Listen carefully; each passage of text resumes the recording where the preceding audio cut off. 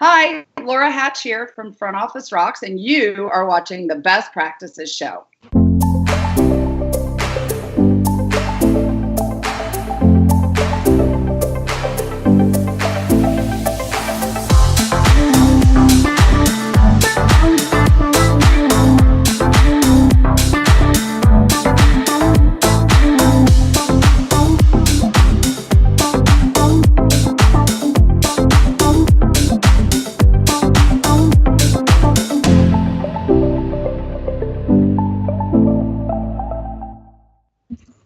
Hey guys, thanks for watching the Best Practices Show, where we take a look at the best business practices from the best dental practices all over the world. And I have a huge treat for you today.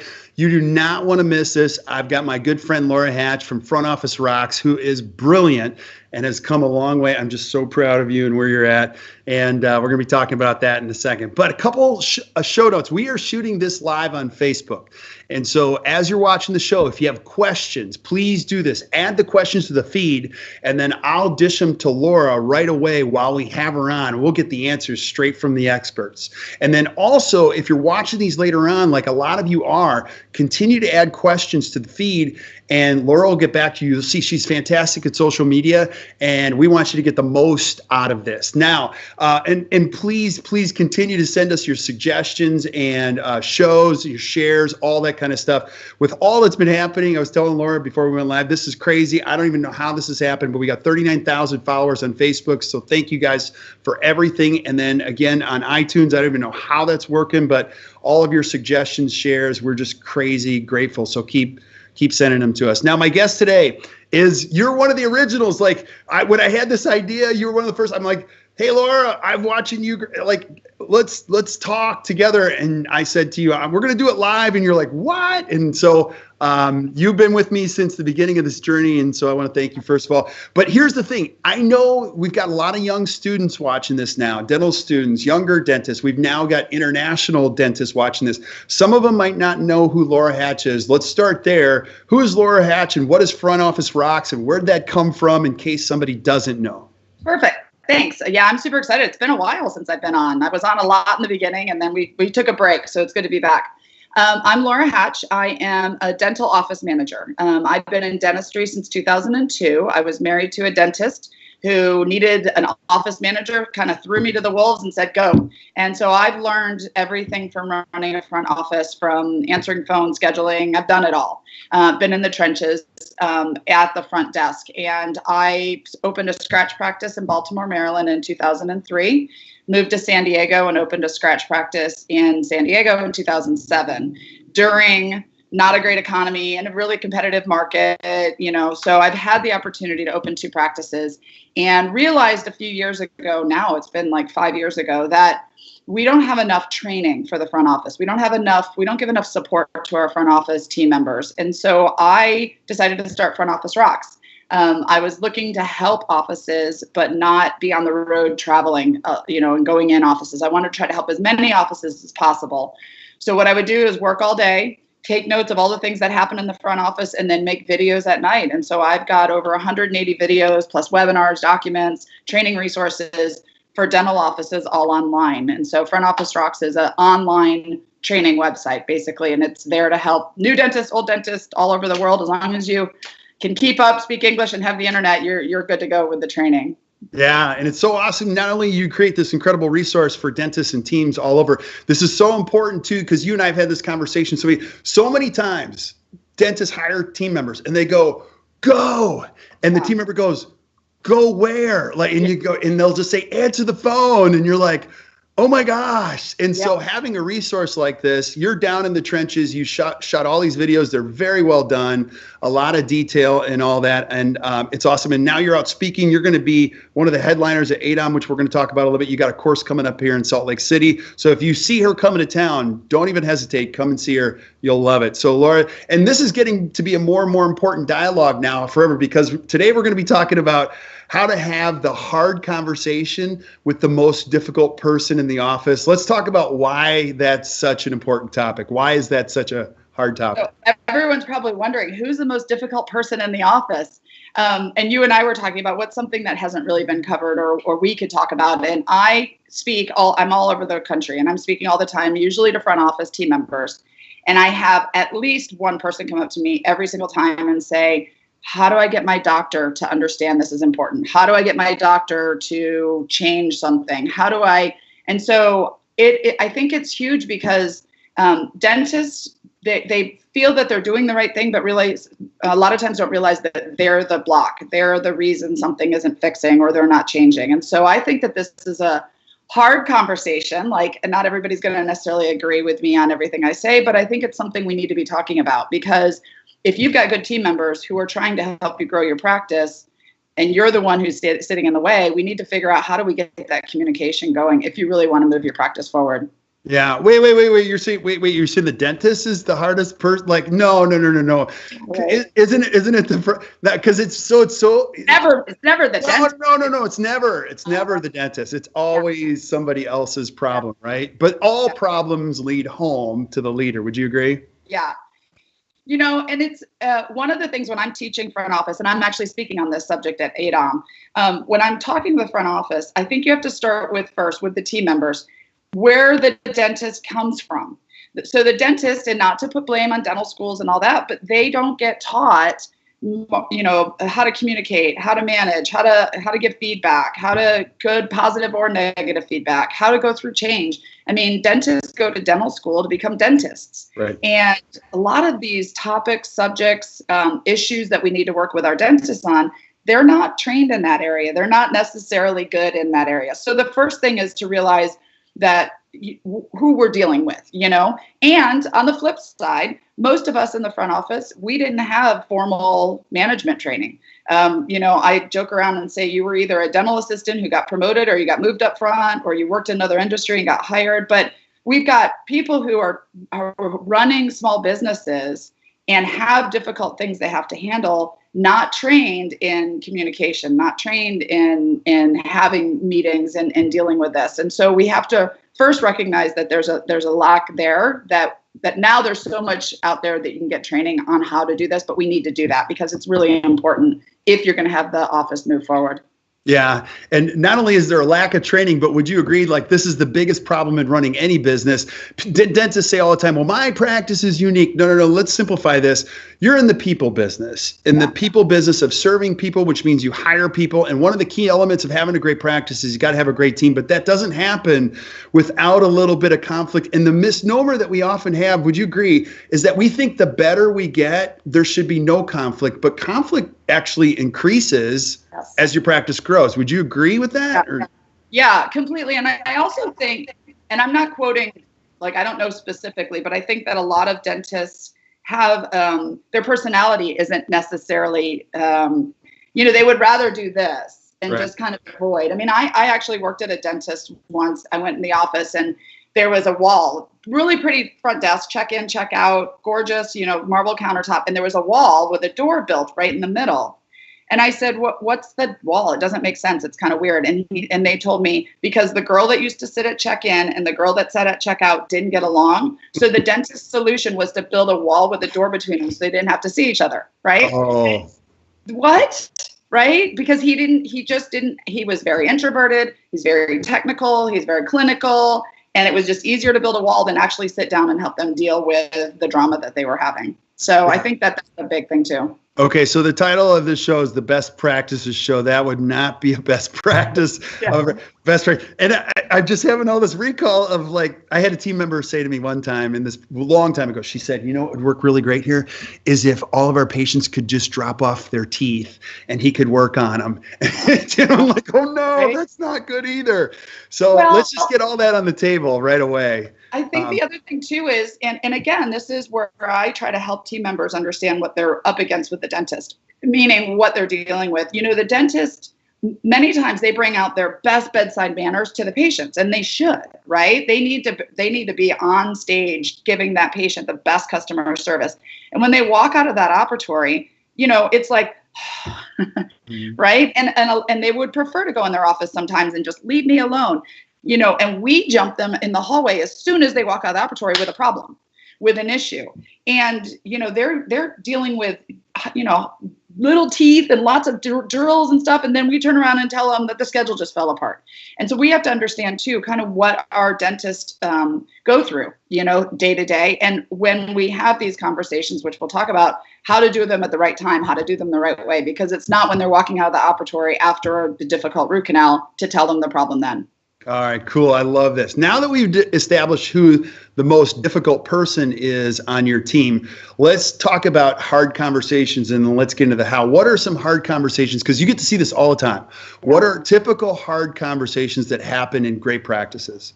Well, I would say the main one, the biggest one is ignoring the drama and the gossip in the office, ignoring the staff issues.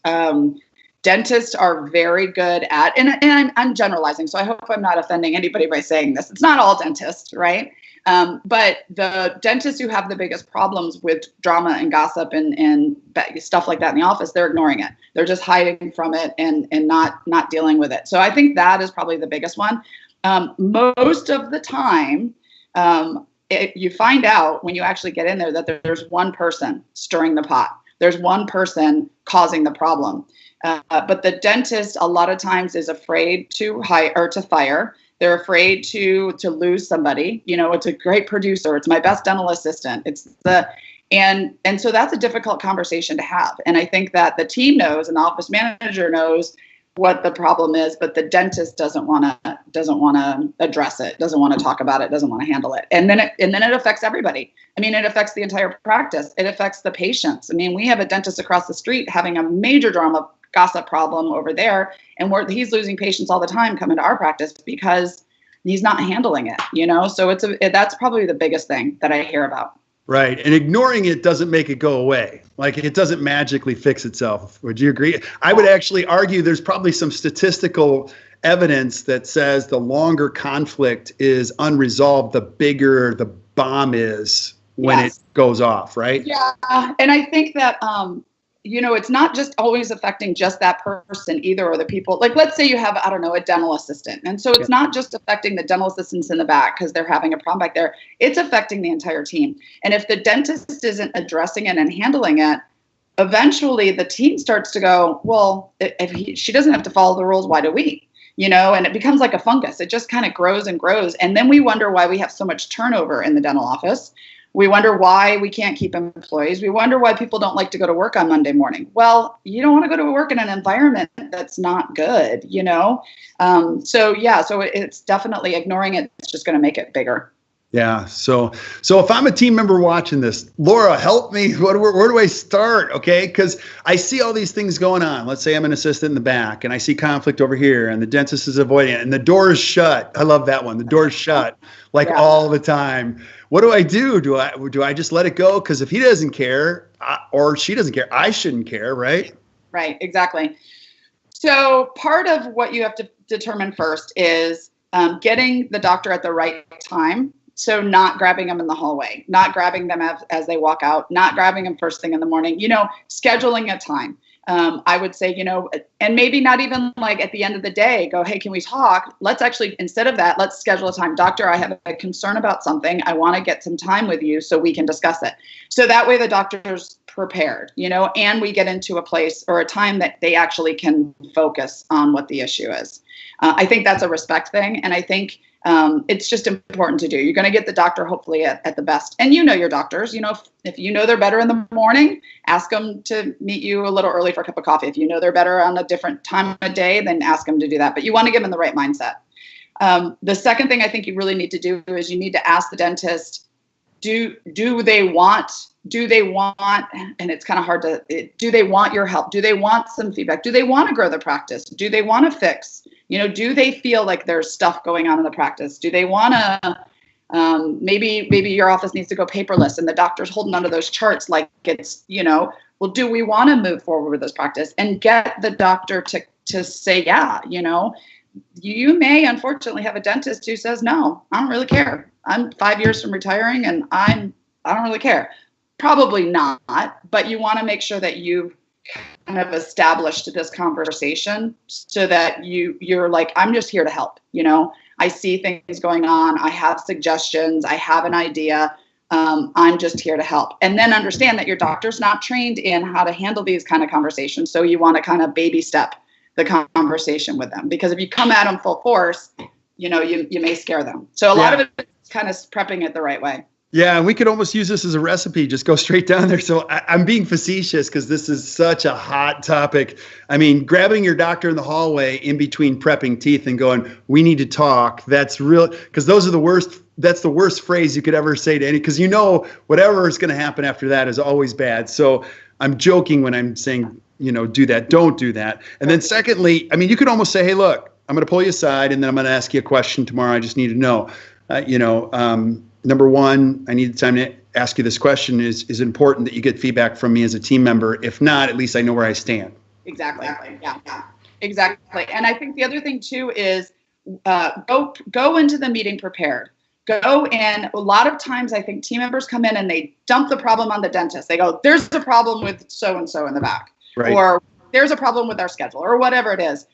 And don't do that to your doctor. Come to your doctor with suggestions. So here's the problem. I think there's 3 options of how we can handle this. I think that's huge, because if you're always or if your team's going to the doctor and just dumping problems on them, then they're not going to want to have meetings with you. They're not going to want to try to fix things, because all you're doing is bringing in problems. Right. So I think that as being prepared going into the meeting is important too. Right. And that's been taught for a long time, as long as I've been in this business, that it's easy to say, but harder to do, is that if you're going to bring a problem, bring 3 solutions, and you suggest you write them out, or you just can't process externally with a dentist, because that could go on for an hour. Right. Sometimes how would I be prepared for a meeting like that? Yeah, I think that, so as an employee, put yourself in the doctor's shoes. Understand that the dentist has a lot of stress. They have to deal. Literally, the concept for me of picking up a handpiece and drilling on a tooth this small, that just stresses me out, right? Me too, yeah. I'm not clinical at all. So the doctor has a lot of stresses throughout the day, not only dental and clinical, but now business. And so if you keep coming to the doctor without good solutions, without showing ways, then they're just stop bringing me problems. So think about you sitting in their seat. How would you, if you were in their seat, because it's easy as an employee. I know I was an employee. It's easy to look at the boss and go, "Well, I would have done it differently. I know more than he does. If this was my practice," right? But actually put yourself in his shoes or her shoes. How would you handle this? You've got a great employee who overall does great with the patients, but is causing drama in the back. What do you suggest the doctor does? Or what would you do? We need to go paperless. We need to fix the schedule. We need training, whatever it is. Put yourselves in their shoes and then give them 3 options if you can come up with them. Because if you can't come up with them, then maybe it's not a problem, or maybe you need to have a different kind of meeting. But you definitely want to be prepared. Yeah. Now I'm going to kind of lead you with this question, because you've done this twice now. When you start a practice and it's small, you can deal with things, but as it gets bigger, you have more potential for more conflict. Would you agree? With more moving parts, is this harder to do in a big practice, harder to do in a small practice? Like, what's your perspective on that? I don't know if it's big. It's all in the culture. I think it's all in how you start the culture. If you have open door communication, if everyone's working as a team trying to grow, I think a big, huge part is hiring correctly. The bigger the team, the more hires you have. You bring in one person that's going to mess up the culture. And if the team doesn't stand behind keeping that culture and making sure it stays in place, that can mess everything up. In fact, if somebody hasn't watched it, Kirk Spodak, you did an interview with him a year ago. Mm-hmm. And I love what he does. And I think this is huge. He lets the team interview the employees. And he lets the team decide, because his thing is, he says, you take an employee and you stick them you say, "Here, work together." And maybe they don't work together well. So a lot of it is in hiring and the culture, I think. And the bigger you get, there are more chances for conflict. Yeah, that is so true. And I remember that podcast, and he's got 50 team members. So that's, or more even, so totally agree with that. Yeah. And the reason I love that is he has, and I've seen him speak a couple times since then, and he has said, it has the team hold the new employees accountable. It has everybody holding each other accountable, because we're like, hey, we work together. I need you to not do that because it's making the environment not good for us, versus always going to the dentist to go, she's gossiping or she's causing problems or not doing instruments. They hold each other accountable. And I think that's huge. I mean, we're adults, Yeah. So your team, if you can have a team that will hold each other accountable, I mean, that would be a great place to work, Absolutely. So what if I'm a team member and I've done these first two steps and doctor listens to me and does one of these and nothing happens? So any suggestion, or is there a third step or a fourth step in this whole process? Well, I think it's baby steps. And so, and I specifically, I'm doing this presentation in ADOM for office managers, because I do think, I don't think every employee needs to go to the dentist every single time something little comes up. I mean, there's a hierarchy, there's a way that things should be handled in the practice. Right. But for office managers, or if you have somebody who's in the leadership, practice manager or whatever, then it should go to them and then they should go to the dentist. I think that you should bring one thing at a time. Don't overwhelm them, the dentist, with like 6 things you're trying to fix or you're trying to do. And I think you should get a commitment from the dentist of the next step. And the next step might just be, can we continue this conversation in a week? Can we continue this conversation, whatever? Right. Because the doctor may not be ready to confront whatever it is you're talking about. And it might be too much, and maybe they need to process it. Maybe they need to go home and just sleep on it. So there should be some sort of a commitment, and it might not be, we're going to fix this problem right now. It just might be, can we continue this conversation? And part of it is saying, you're asking me, doctor, to run this practice and take care of our patients. And this issue is in the way of letting us do that. So how would you like us to address this? And maybe they have to think about it. Here are 3 options I think that would work.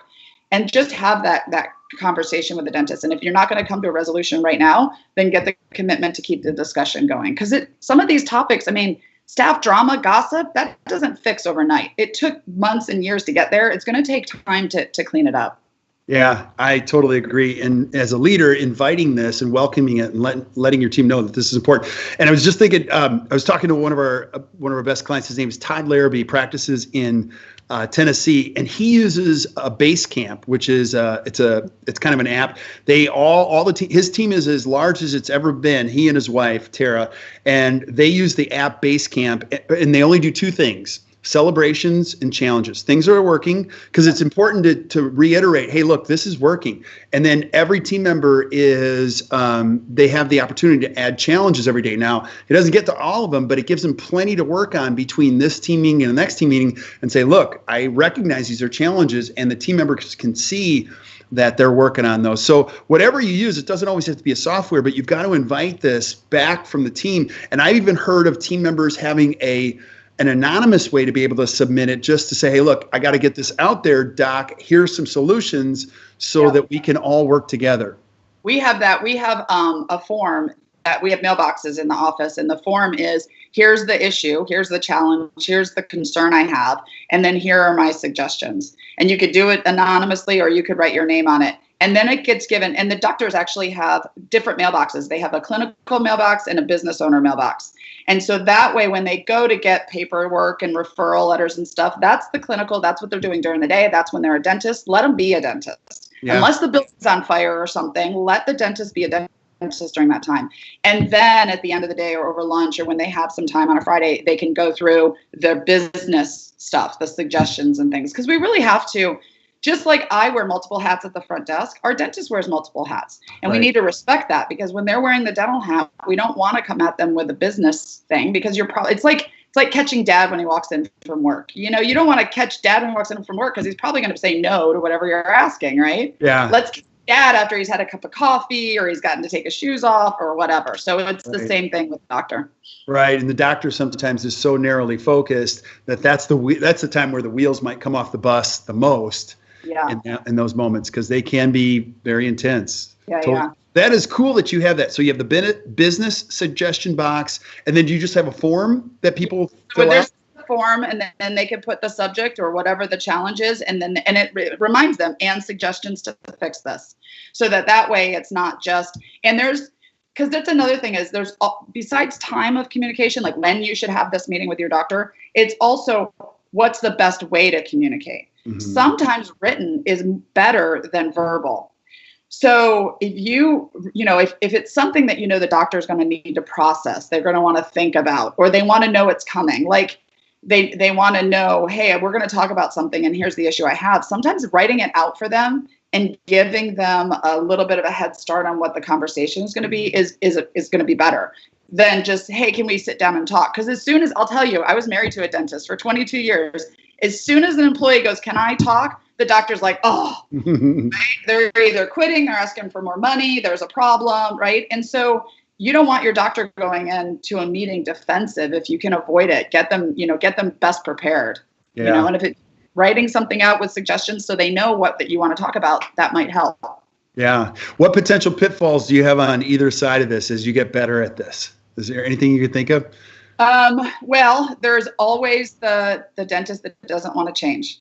Okay. There's always a dentist who doesn't want to address it. And I'm glad that, like you are great with helping dentists become leaders and realize that they need to be able to handle a lot of this. But there are just some dentists out there who they just want to be a dentist, and they don't want to change. And that's going to be a pitfall, because if you're an employee working for a dentist and you want to grow and you want to fix the office and you want to have a great environment, and that dentist doesn't care, that might be an issue. Now, I don't think you'll find that most of the time. I think most dentists, and I tell team members this, I think most dentists would love it if you came to them with ideas, with suggestions, because a lot of times when we put these problems on the dentist's plate, the reason we don't get any results is because they don't know what to do. Right. I mean, they don't know. And a lot of times if we handle things early when they're small, like, somebody was late to work, somebody gave somebody an attitude, handle it then. Don't let it build over 6 months or 8 months, because then that's when it blows up, like you were talking about.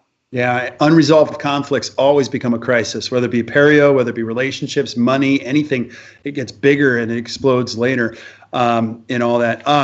Gosh, when you get these questions all the time too, I can see both sides. I have team members that come up to me at seminars and they go, how do I get my dentist to even come in this room? And then you also have dentists that come to you and go, she'll never do any of this. And I think the important thing of what you're saying, if you didn't hear anything of what Laura said, is look, invite that opportunity if they want to grow, because if they don't, what happens is you're going to have to lower your expectations, because when team members don't want to change, they're not going to change. And when you can't change the people, it's just time to change the people. Same thing for you as a team member. Like, if your dentist is never going to change, don't hope that they're going to change. Go find somewhere else to work so that you don't make yourself crazy. But I think if somebody's watching a podcast, they're probably involved in a practice that's trying to get better. Would you agree? Yeah, I agree. And I think there's so many resources out there now too. So when I speak, I just spoke to a bunch of dentists like a week ago, and we were talking about that there's so many resources, this show, other podcasts, like there's books out there. I wrote a book about Step Away from the Drill, how to run your practice. Like, there's so many resources now. And everybody I talk to, the first, whether it's the dentist or the receptionist or the dental assistant or whatever, before you start pointing fingers, look in the mirror. Yep. Because if you're pointing, and I tell you, the biggest issue with gossip and drama in the dental offices is everyone's involved in it. Office managers come to me and they say, well, there's a problem, blah, blah, blah. I bet you're involved in it. You're listening, you're taking part. So look in the mirror, if you're worried about what somebody, because we're a female dominated industry, right? And females tend to worry more about what somebody else isn't doing than what they should be doing. So the first step is to look in the mirror and say, as a leader, as the dentist, how am I playing into this problem? As an employee, before I start pointing fingers, let me look in the mirror and say, is there anything I contributed to this or I could do to fix this myself? Yeah, that's so good. What other suggestions would you have for having the hard conversations with the most difficult person? I would say that, like I said a minute ago too, the problem whatever it is, didn't happen overnight. And it's not going to get solved overnight. So some of these conversations, I think a lot of times employees or office managers or team members, they go to the dentist and the dentist says, doesn't say anything or says no. And they go, well, I tried. And they walk away and they think the conversation's over. That's where I'm saying, if you don't get the resolution you want, ask for a follow-up meeting. Ask when we can address it again. Ask, can we talk about this next month again? Because at least the door's open, and every single time you talk about it, it's kind of like a patient, a patient that doesn't want to do, you're not going to stop talking to them about their dentistry. Every time they come in, you're reminding them again until finally that clicks, because sometimes change needs to come when there's pain. And maybe a little issues coming up in the practice. It's not a big deal, but it starts to grow. The schedule starts to fall apart, whatever. Now it's painful to the dentist, and the dentist is going to want to talk to you about what the issue is. So you want to leave that door open and continue the conversation.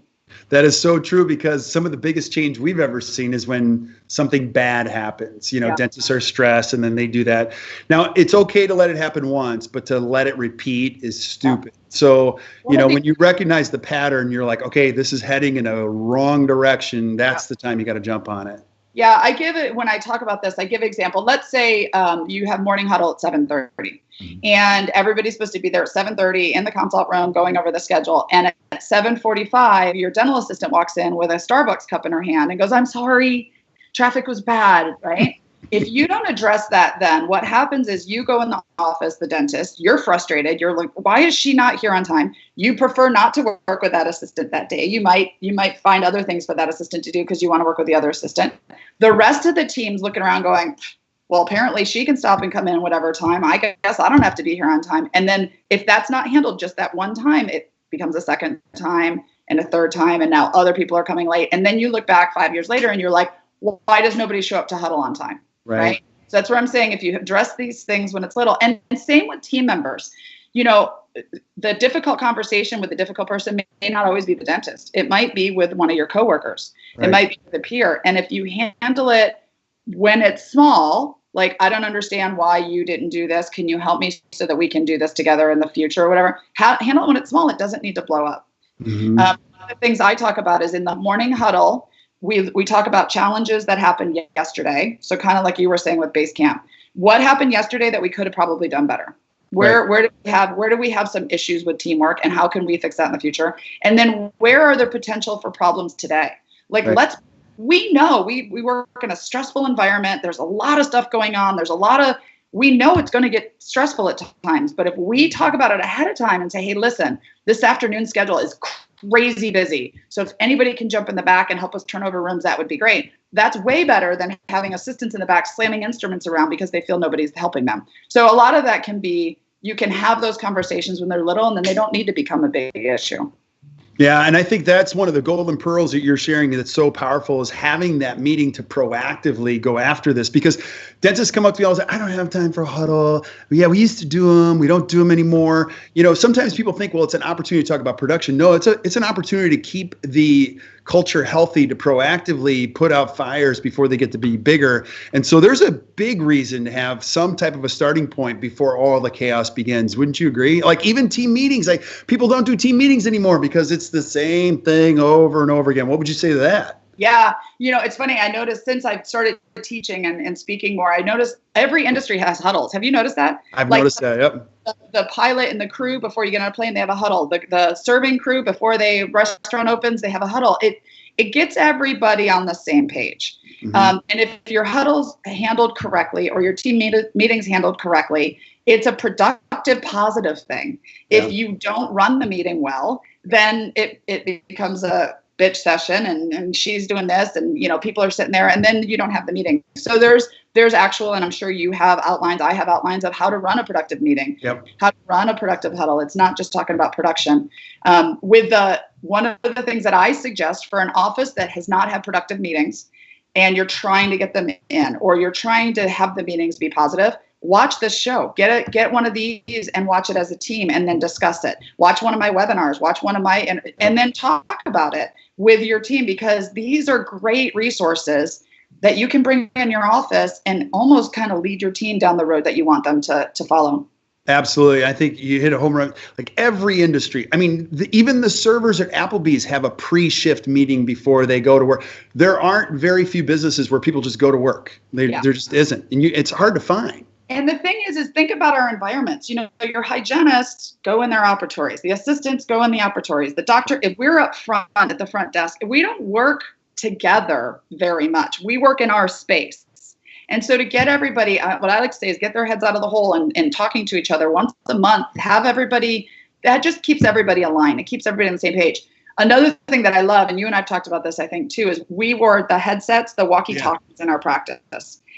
That was huge because it really made us stay connected when we were in our different environments, and we knew what was going on in the back and in the front, and we could collaborate, and sometimes we'd even have like a little joke and everybody's giggling in their little areas, and it just keeps the energy as one versus I'm in my space and I only focus here. Yeah, that is so powerful. Now, there's so many things you can do. You can look at Front Office Rocks, like anything that I want to encourage everybody, if you're watching this, get involved with Front Office Rocks. We didn't talk about your book, but you got to read your book. Like, you spent a lot of time putting that book together. And hold on one sec. I totally forgot. I forgot to connect to power. I'm going to lose. Oh, it's funny. I was just thinking it's all that. details. There we go. Kirk is coming up close, right? Wait, hold on. Here we go. We don't want to lose the live event. No. Okay. I forgot to plug it. Now, tell us about, if you're struggling with this, there's a lot of ways. You can read your book. Tell us about your book, Stepping Away from the Drill. What is it? So Stepping Away from the Drill, one of the things that I'm working on with Front Office Rocks is I want dentists to realize how important the front office is and how vital we play. I mean, we're rock stars up front. I also want front office employees to realize what rock stars you are, how much you play into the patient experience. Part of a lot of times dentists don't know what's supposed to happen in the front. They know the clinical, they know what the assistants want, they need from the assistants and the hygienists, but they don't know how we're supposed to answer the phones, how we do a productive schedule. So Step Away from the Drill is a book written to the dentist that you can do with a book, with a book club with your team too, if you want, but it's written to the dentist to just understand what's supposed to be happening in the front. What do we want out of the receptionists and the phones? How do we want the schedule to put together? How do we want to talk to patients about treatment? So it's the first step to fixing something is to understand what's wrong with it, to understand and if a dentist goes like this and ignores it, you're not going to fix it. So the book was written for dentists to help them understand what should I want in the front? And then I have a guide that they can work through, an implementation plan where they can sit down with their scheduler and say, okay, here's where we want to be. Here's where we are. Let's figure out a plan to get us there. And so that way you can collaborate with your front office team. Yeah, and you're going to see everything that Laura does. There's never a dull moment. There's no fluff. You're straight to the point, like almost to the point where I'm like, wow, she's just going there. She's just going to say it like it needs to be said, which I certainly appreciate. I always apologize in the beginning of whenever I speak when there's dentists in the room because I'm like, I'm going to go there. I promise we'll be friends at the end, I swear. But I have to have the employees understand where you're coming from. Right. For them to be able to work with you, to be able to help you, to be able to grow the practice. And it's important, and the dentist, I think, respect it. It's fine. But I'm very this is what your dentist is thinking. When they're in the room, they're thinking, I just wish this would just go away. I don't want to handle this, right? And it's fine. And we can get there together. Absolutely. And two other things I want people to consider if they're watching this. You've got a great course coming up in Utah, right? You're going to do tell us about that. What is that? So I speak all over the country a lot of times for other meetings and stuff, but 4 times a year I do my own one-day seminar. So it's just one of my 4 that I do this year. The next one's in Salt Lake, July 27th, and I think there's a link here. People can look into it if they want to come. And then we have one in Kansas City and then in Dallas at the end of the year. So I'm around the country for my own events, and it's literally all day, all front office, all the stuff I love, scheduling, answering phones, dealing with your doctors, case acceptance, everything that we have an impact on the front office. So I'm excited. So if anybody can come to Salt Lake, I would love it if they would join us. Yeah, and if you go to Salt Lake, you're going to get writer's cramp because you're going to see everything that she's going to do. You're going to write so fast. It's really, really good stuff. Now, also, you're going to ADOM, and you're one of the key speakers. I love ADOM. Tell people what ADOM is. It's kind of like one of those it's not so much hidden gem. It's just one of those gems that people don't give enough energy to because it's an amazing resource, right? Yeah, it's funny. I ask when I speak how many people have heard of ADOM, and it's still maybe 25% of the room. I'm shocked. ADOM is the American Association of Dental Office Management, and I found them in 2012, and I think I've told you this before. I remember going to the first conference and walking in and like, oh, these are my people, like a room full of practice administrators and office managers, and it's amazing. And it's a conference for the front office. A lot of times we go to these dental meetings and it's so focused on clinical. So all the speakers, all of the vendors, all the sponsors, it's clinical. And there's not a lot for the front office. ADOM is specific to dental office management. So all the vendors there, all the speakers, everybody there is focused on helping us in our roles in the dental office. So it's my favorite. I started in 2012. I became a FADOM the next year, which is a fellow of ADOM. Wow. So I got to wear the cap and gown. I get the letters after my name, like RDH, DDS. I'm a FADOM. Very cool.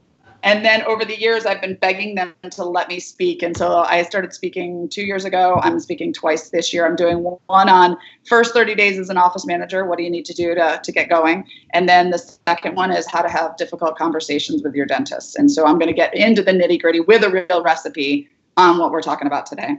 Well, just this woman, if it's been done in a dental practice or it's happened, she's experienced it. There are times I call you, I go, I don't know what to do with this one. And you're like, that's easy. Actually, it's funny because I talk about you and I and how you train on so much great stuff. And I've seen you speak and stuff, but I laugh because I'm like, I was there. Yeah. I was at the, I'm like, put Kirk at the front desk with 8 phone calls coming in and a baby because a patient got brought in. And then the hygienist, and the dentist, like so I'm not a consultant. I don't have, I have systems and pop practice, but I speak from the trenches. Yeah. You got a patient in front of you, the phone's ringing, they brought a baby in. Can you hold the baby? The plumber, the toilet's overflowing. Like that's what we deal with in the front. And so that's really what my focus comes from. That is so fun. That's so fun. Well, as always, I always love our conversations. And if you haven't checked out Front Office Rocks, I'm going to encourage you to check it out. Check out our website. You've got a great FAQ section. You do webinars, all that kind of stuff. So, and we're going to have you back for more and more stuff on different topics. So Laura, thank you so much for being on. I really appreciate you a ton. Thank you. Any last thoughts you have? I would say, honestly, just to go back for anybody watching this, think about watching some of these videos with your team at a team meeting. Find somebody that you related with or taught something great, because a lot of times what we tell our teams, it's like want. But, Kirk says it or I say it and they go, wow, right. So it's nice to bring a third party from somewhere else and share it with the team. So that'd be my last kind of final suggestion. It's good stuff. Well, I always enjoy these conversations. So thank you so much. And stick around while we say goodbye to everybody else. But thank you guys for watching. Really appreciate you watching today. And if you enjoyed today, which I know you did, just do us a favor, hit the share button, share with your friends. Keep sending us suggestions for shows that you want to see like you guys are doing. I love it. We're lining them all up. And things that you want to see from Laura, I am so happy to ask her the difficult questions because she's going to give us some really good answers. So until we see you next time, keep watching the Best Practices Show. You guys have a great rest of your day.